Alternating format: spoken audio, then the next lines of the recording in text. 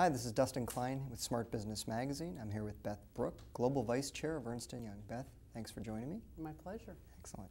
Earlier today, you made the quote, the untapped potential for this economic global recovery lies with women entrepreneurs.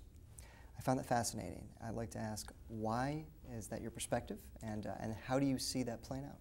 Well, it's interesting. When you look at the state of the global economy, and everybody's looking for growth, whether, no matter what corner of the earth it needs to come from, everybody's looking for growth. And when you look at women-owned businesses, they're out there. They are started. The advances we've made in microfinance or microcredit, there are a lot of women-owned businesses in the world. In fact, they start at a rate greater than the rate men start businesses. But what we've seen is women's businesses tend to get stuck. They grow to a certain level and then they don't go beyond. So the untapped potential that I mentioned was, if we were to focus on this problem and this opportunity, this problem of stuck women entrepreneurs in terms of growth, as an opportunity to unstick them and to scale them up into really high-impact entrepreneurial companies, there is a tremendous untapped potential sitting there. It's like the hidden gem in the global economy.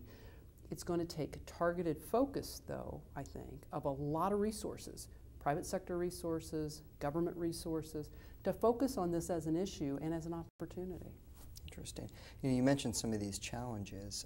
What are some of the unique challenges that causes them to get stuck?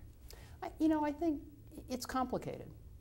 Women start businesses for different reasons sometimes. Sometimes they're frustrated in the corporate world and then they start a business. Sometimes they start a business because they don't make as much income for doing the same job, perhaps. Sometimes they start a business out of necessity because they need to create their own job. Whatever reason it is, though, they then can grow a business to a state in which it is sufficient, providing for families, providing for their community, sufficient to a level where perhaps they don't have role models, they don't have mentors, they don't have networks that help them think about the potential in that business. So in other words, they're doing what's necessary and sufficient, but perhaps not achieving their full potential. There's a variety of reasons that we found of why they tend to also get to that point. Mm-hmm. They have different personal circumstances, perhaps, that they're juggling lots of demands, as a lot of women in all walks of life are doing. They don't have actual time on task to be able to scale it. There's capital issues, may have differing levels of access to capital. One thing that's very interesting that I learned about, in fact, just today here at the Strategic Growth Forum, was that if you're a woman-owned business and perhaps you then have in a supplier diversity setting, you have actually access to contracts because you are a minority-owned business. When you access capital, if you access that capital from a non-sort of minority source, you lose your minority status. So that limits your access to capital. Yeah, I had the same reaction. I was not aware of that. And then somebody was describing to me as that's also a problem with capital, and sort of an unknown problem to me. Interesting. What were some of the findings of your white paper study on scalability? Well, findings of reasons why they tend to get to these levels, whether all the things we just talked about. But other findings was then the potential to scale them up. What could be done? All the people that are actually involved in this space, that there's great efforts going on to scale up businesses. We have our own Entrepreneurial Winning Women program that is focused uniquely on, entrepreneurial women, targeting our resources, making our networks available to them, using our convening power to give them access to the role models, mentors, investors that can really help scale them. That's one thing. Goldman Sachs has something called the 10,000 Winning Women program. They are focused more on business education to help young women start businesses, and so that's a tremendous program. American Express is very focused on exposing women entrepreneurs to government contracting and the potential there. Lots of people in the supplier diversity space helping women. So there's many issues or many initiatives that are very focused on helping to scale women entrepreneurs, but all of them at some level are random one-offs. One of the things that I find so fascinating is in the world of women, the world of women leaders, is we uniquely know how to collaborate. And so many of my conversations, you know, for the last, I don't know, 9, 12 months, have been with other women leaders around the world talking about how do we tackle these problems together?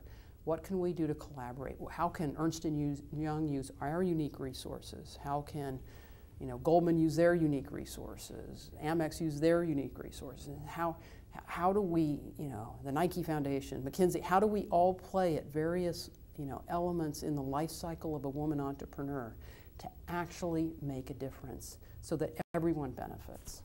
That's fascinating. Talk a little bit about the impetus behind the Entrepreneurial Winning Women program and how it came to be. Well, it was started in the United States, really a creation of a group within Ernst & Young called our Strategic Growth Markets Group, which focuses on entrepreneurs. Mm-hmm. We've got a multi-decade commitment to entrepreneurs through our Entrepreneur of the Year program. We do believe entrepreneurs have been and will forever be the growth engines of economies. And so we believe in entrepreneurs and celebrating them and giving them visibility because that creates, you know, more opportunities for success for them. So we're committed to the space. Our great strategic growth market leaders, you know, look at all we do. Look at the power of the networks that we have. We have, can you imagine, over 25 years of a network of Entrepreneur of the Year winners? You know, judges, finalists, the whole infrastructure of networks around Entrepreneur of the Year. What a jewel. And what if we uniquely tried to open access to that network who wants desperately to get back to help other entrepreneurs, to help aspiring women entrepreneurs who, for the reasons we talked about, we fundamentally believed are this hidden gem in the global economy. So it was the brainchild of our strategic growth market practice in the United States. Piloted, tremendous success. In fact, in the first year of the pilot, one of the women who was a winning woman in the program actually sold her business to one of the judges, and now is a tremendous venture capitalist in the space. And so, you know, what a great success story. Yeah, it's a great ability to pay it forward and to give back after getting the results yourself. So what's next? How are you going to expand this program to be able to take advantage of all these opportunities globally that you have as Ernst & Young? Well, we're taking it globally. The U.S. was where it started. We are expanding globally. We run Entrepreneur of the Year programs in 50 countries, and so we are looking at, you know, expanding this Winning Women program in those countries as well, because I do so much of my work around the world globally. The power of women entrepreneurs is equally powerful no matter what corner of the earth you're on, and we have such great appetite for this in Turkey, in Brazil, in South Africa, in the Middle East. This is probably one of the most exciting things I've ever been involved in my 28-year career. Excellent. Well, Beth, I appreciate you sitting down with me today. Thank you so much. Thank you very much.